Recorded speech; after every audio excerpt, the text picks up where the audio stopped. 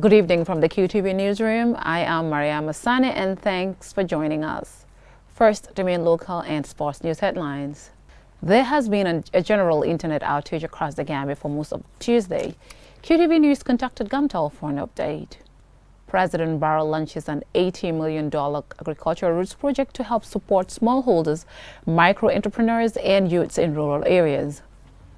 Academic staff at the University of the Gambia get a $16 million research grant to conduct research on contemporary national issues. An Islamic charity organization has established a library for the propagation of Islam through reading, research, and preaching. The Gambia Press Union, with support from the Office of the British High Commission, has launched an awareness-raising campaign forum on the Access to Information Bill. In sports news, a Gambian woman has established a Taekwondo training center for children after gaining her black belt in sport. Those were our main headlines, now the local news in detail.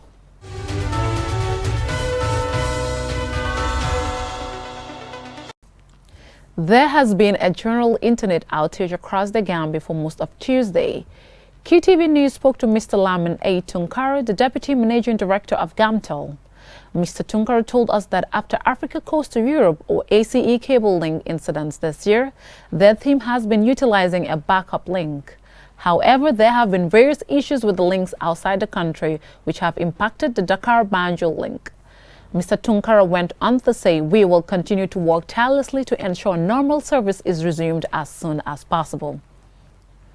President Barrow launched the $80 million agricultural roots project on Tuesday to help support smallholders, micro-entrepreneurs, and youths in rural areas. Babu Garci reports. The goal of the project is to help improve food security, nutrition, and smallholder farmers' resilience to climate change in the Gambia. The project will cost $80 million and is jointly funded by the Government of the Gambia, the International Fund for Agricultural Development (IFAD), and other international agencies. The project funding is made up of $4 million on loan, and the rest is a grant from partners to support the degrading agriculture industry in the country, with the aim of supporting local farmers over the next 6 years. The Minister of Agriculture, Ami Fabre, said government is ready to turn a new page in the country's agricultural sector. Routes will be implemented in all 5 administrative regions of the country, covering at least 39 districts across the 6 agricultural regions. These are areas within the highest poverty rate and most vulnerable to climate change. Secondly, the project will directly benefit 40,000 households, involving about 320,000 people.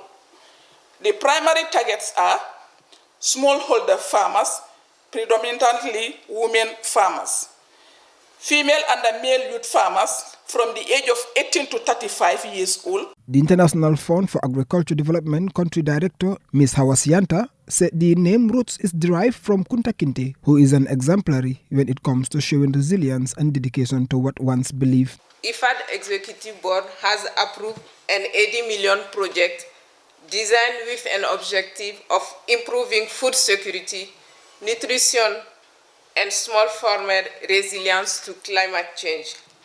The name is an inspiration from the Gambia culture of courage, bravery, and resilience. It is also a way of acknowledging the Gambian legend Kunta Kinte, who as a slave has broken the chain of domination. My belief is that this name will inspire all of those who are involved in the delivery and to relieve the implementation process of a project. Because we cannot afford failing to deliver and to relieve our own people from poverty and make the agricultural sexy. The Minister of Finance and Economic Affairs, Mambure Njai, said the government is committed to ensure the country's agricultural sector is reformed to a standard that a farmer can realize his or her potential. Of this $80 million, IFAD, as the lead donor, is providing grant financing of $17.016 million. That is 21.3% of the project cost, as well as $4.25 $5 million as a loan. That is only 5.3% of the project cost.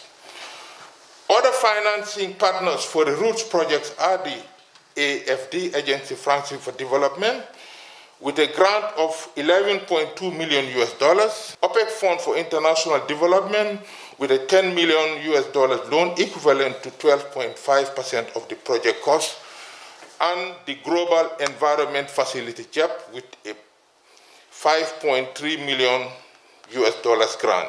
Officially launching the project, President Barrow said the Roots project will help create employment and reduce poverty, and stressed the need to mechanize the agricultural sector. We appreciate the importance and potential of sustainable agricultural value chain development in fostering growth within the agriculture sector. Consequently, we will continue to prioritize and invest in agricultural land and infrastructure development, agricultural machinery, post-harvest and processing equipment, storage facilities, and related value addition and market access initiative across the country.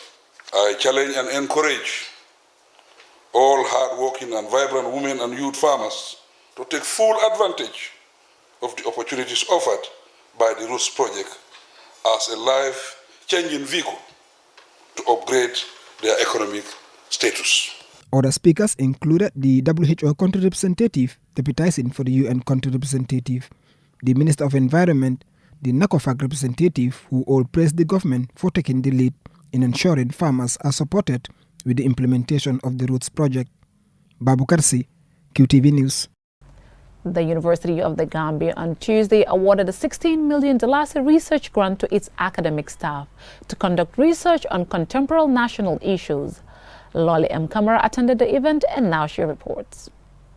The official signing of the research grants to successful applicants is a historic moment at the University of the Gambia.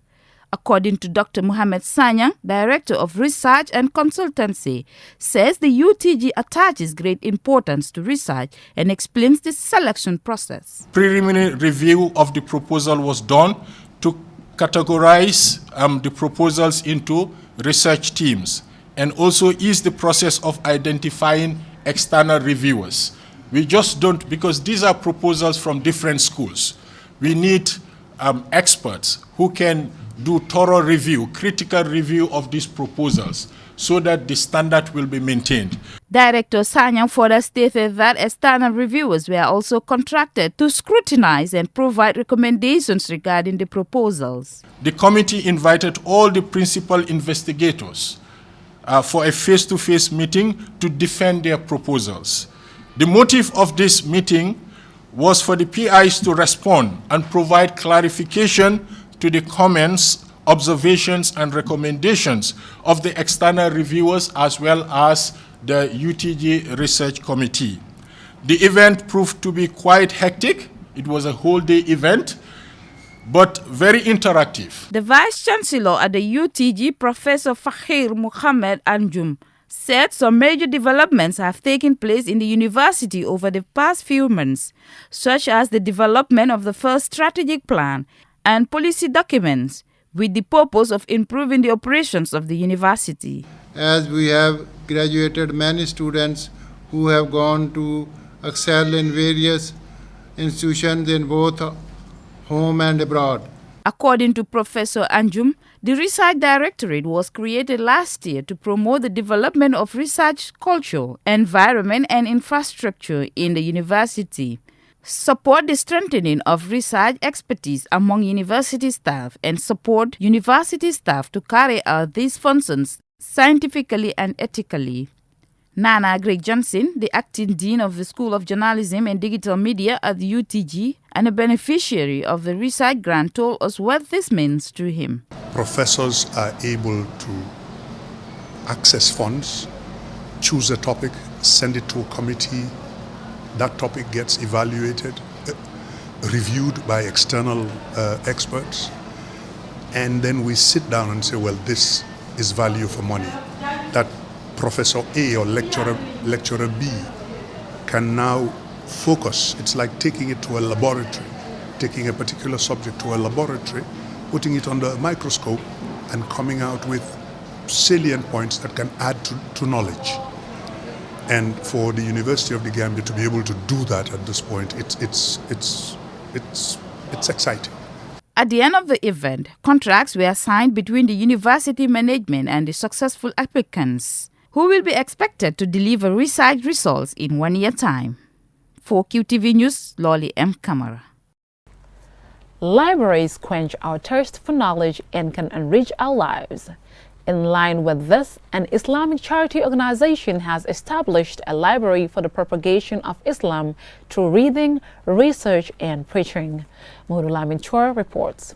Books are the products of reading and research, sources of knowledge and fundamental tools in the propagation of every religion. These young Muslims of Darus Sakina, a charity organization, have taken up the initiative to establish a library offering knowledge-seeking Muslims free access to books, the internet and teachings of Islam. Collections of books on various Islam-related topics fill the shelves of the library, waiting for interested readers to explore. The library is not only for reading. You come and read and go. One of our programs in the library is that we're going to have lectures, Islamic lessons, durus, that we have ustads who will come and then they teach people. We all know without even a shade of doubt that some people are Muslims who don't know how to pray. So maybe you help and participated in the library. Someone came in the library and the person is taught how to pray. Whenever the person prays, you have a reward in that prayer. The setting up of this library comes from the pockets of individual Muslim donors and is worth hundreds of thousands of dollars. At this event, both the organization and library are being inaugurated, and the charity organization is grateful to donors for financing the library project through to a successful stage, but also invite others to support for its sustainability. All these things put together is a lot of money, and it's a charity that we are doing. So, and it's something that is not bringing back the money, it's not a business. The reason why I'm mentioning these things is to solicit the help of those who would have the means to help, just to ensure that the library is up and running. Knowledge seeking and acquisition are paramount in Islam as a basis for its practical aspect. The Islamic religion's value for knowledge seeking is manifested in the first word of the first verse of the Quran, which instructs Muslim Prophet Muhammad to learn. A renowned Islamic scholar invited to speak in this event reminds Muslims of the significance of knowledge for progress of the world and the Islamic religion. Anyone who fails to learn, that is your choice, because there is access to knowledge everywhere. We have to learn. And when we see people helping our youth to propagate the religion, spreading its teaching, we are filled with pride and joy.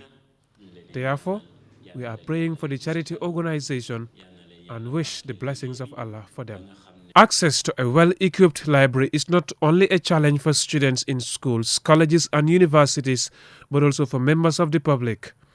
This library, given its location, can provide easy access for the public, especially Muslims who wish to study about their religion. The International Open University has a library, very limited indeed, very limited. But mostly it is only students who go there.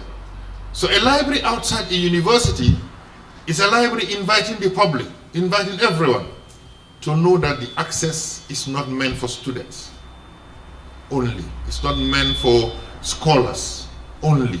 It's meant for everybody who is part of the public.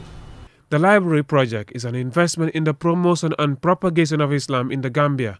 As one of the world's largest and fastest growing religions, this library is an opportunity for Muslims to equip themselves with the knowledge that can guide them towards the proper practice of Islam. Mahmoud Lamin Choi, Qtv News. We will take a commercial break. When we return, more local and sports news.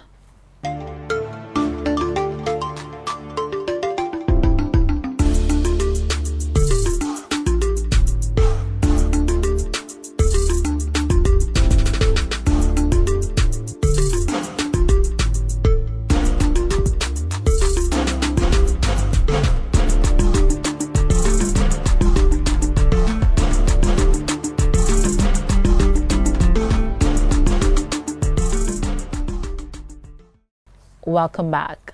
Still to come, local international news. First, we go with some more local news stories. More than 140 million girls and women throughout the world have undergone female genital mutilation. In this report, we take a look at the significance of the International Day of Zero Tolerance for Female Genital Mutilation.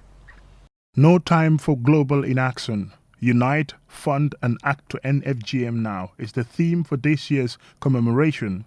The commemoration of the International Day for Zero Tolerance on Female Genital Mutilation helps stakeholders recognize that FGM still exists and requires action.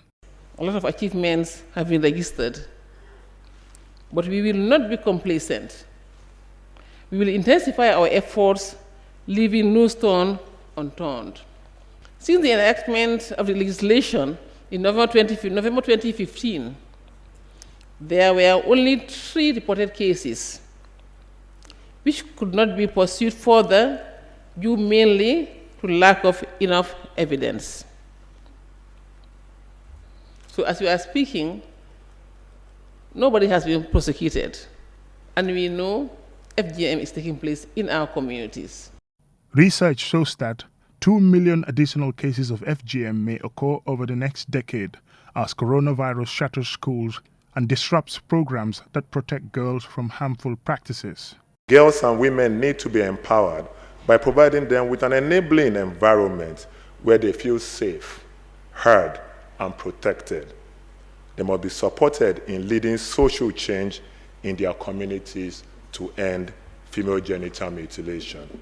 The unity means everyone, from the president, the vice president, to the little girl on the streets, and essentially men and boys.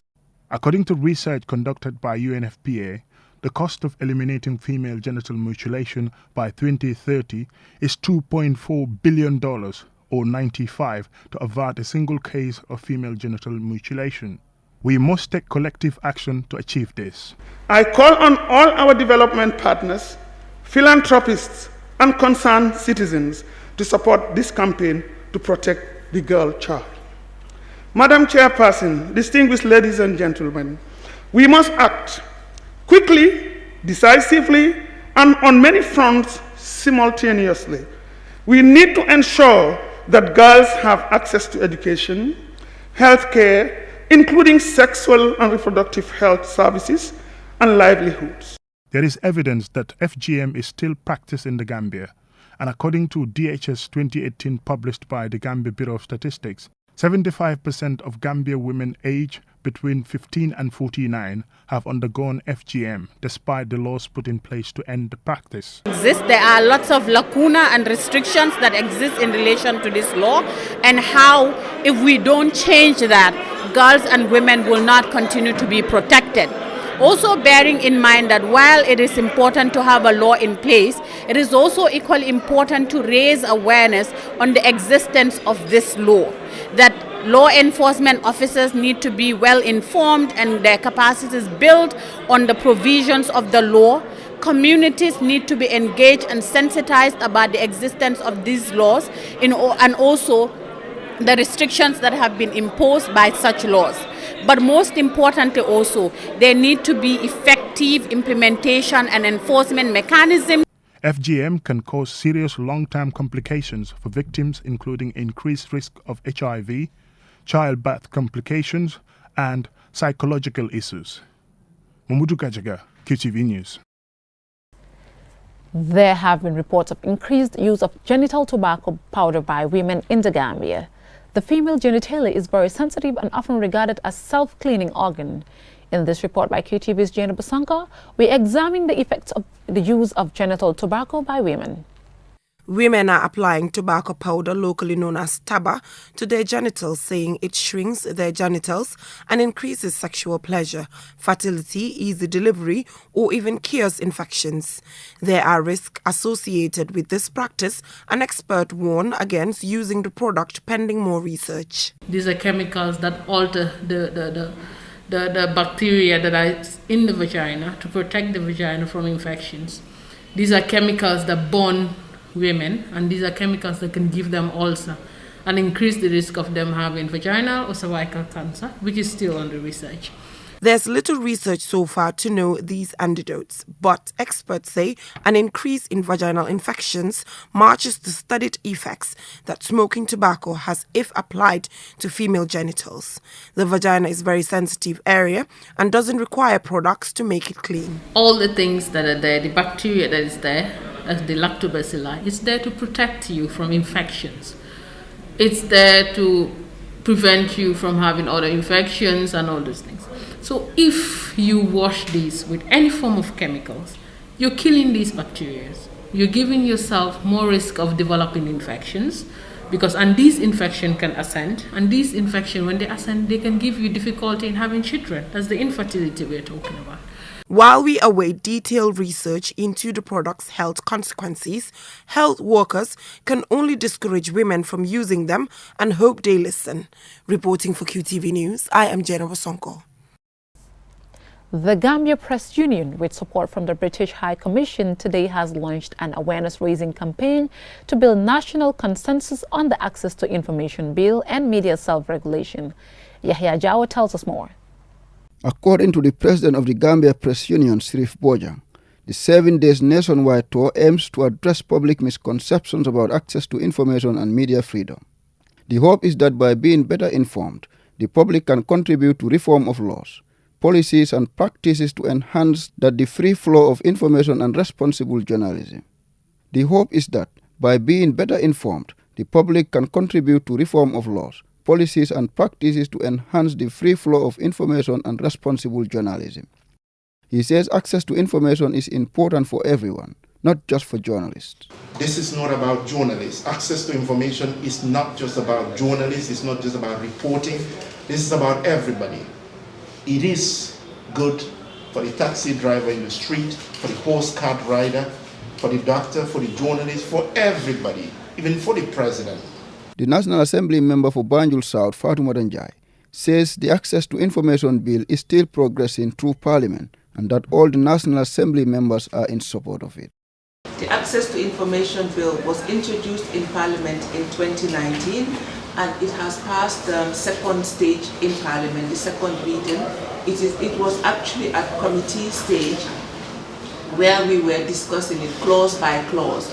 We agreed on some issues and agreed on certain issues. The British High Commissioner in the Gambia, David Belgrove, says their support for the bill is to help consolidate the efforts of the government to ensure that the principles of democracy and good governance are upheld in the country. Important step in consolidating the Gambia's democracy, which people have struggled so hard to achieve.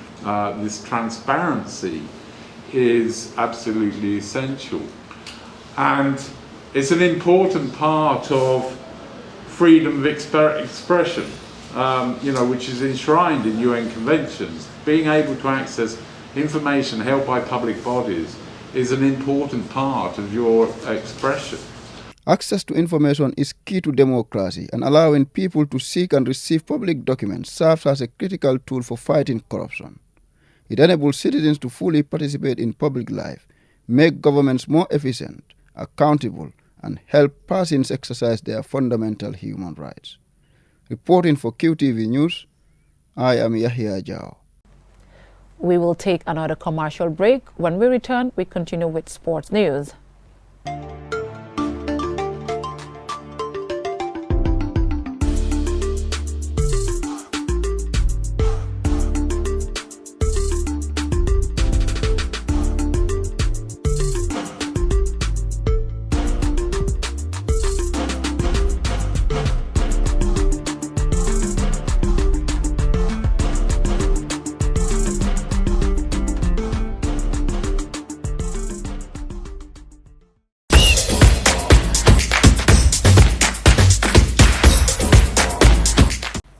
Welcome back. If you're just tuning in, this is QTV News.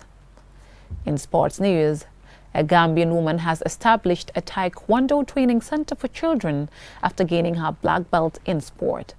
As one of the prerequisites of a black belt holder is to train others, Maimuna Drame is now the instructor of Koyo Professional Taekwondo Cup. Mamudu Gajika reports. Yes.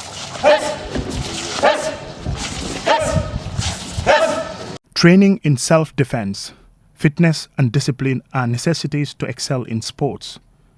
After being certified as a black belt holder by the Taekwondo Jitokwan Federation based in Seoul, South Korea, Maimuna Drame says it is part of her responsibility to pass on her Taekwondo knowledge to others. This is very important because it's part of an experience to be a black belt. Master tells us it's not just about attending classes, you have to be able to teach as well. It's also a part of the curriculum for a black belt, to pass on the knowledge that you've earned from your masters to other students. So it's very important in terms of developing Taekwondo in the Gambia. Maimuna began training as a Taekwondo student in 2017 at the Professional Taekwondo Gambia while attending university. She holds a bachelor's degree in physics from the University of the Gambia and has experience in international competitions. You've never practiced Taekwondo before. I've got questions in the past that people would ask, okay, if I come, is it going to be like high level? But no, we take it one step at a time, because we also started from white belt. 2017, that's when we started going to professional Taekwondo, and today we're black belts. If it was like advanced stuff, we will not be able to catch up. So we do it slowly and to each student's pace, and make sure that they actually understand what is happening. We teach philosophy as well as the actual martial arts, because there's a quote in Taekwondo, what do you call it? Martial arts without philosophy is street fighting. We don't teach street fighting. We are actually teaching martial arts. Fernando Abaga, founder of the Professional Taekwondo Gambia, attended the inauguration of the Koryo Taekwondo Club. He says they are planning to decentralize Taekwondo sports across many areas of the country with the opening of Taekwondo schools. Taekwondo was introduced in this country in 1987. How many schools do we have? Less than 10 that are functioning. That's not normal. So we want to change that. That's why now we are going to, in fact, we've started. This is the second. And the third one will be open first week of March, and in April we expect to open. We now have firmly 5 schools that we hope to open between now and June. By December we expect to have, let's say, 5 more. Then we may be having 10 Taekwondo schools in the Gambia. All of them emerging from professional Taekwondo Gambia. Mamudu Gajaga, QTV News. Before we end this edition of the QTV News, let's take a quick look at our main stories. There has been a general internet outage across the Gambia for most of Tuesday. QTV News contacted Gamtel, who gave an update. President Barrow launches an $80 million agricultural roots project to help support smallholders, micro-entrepreneurs and youths in rural areas.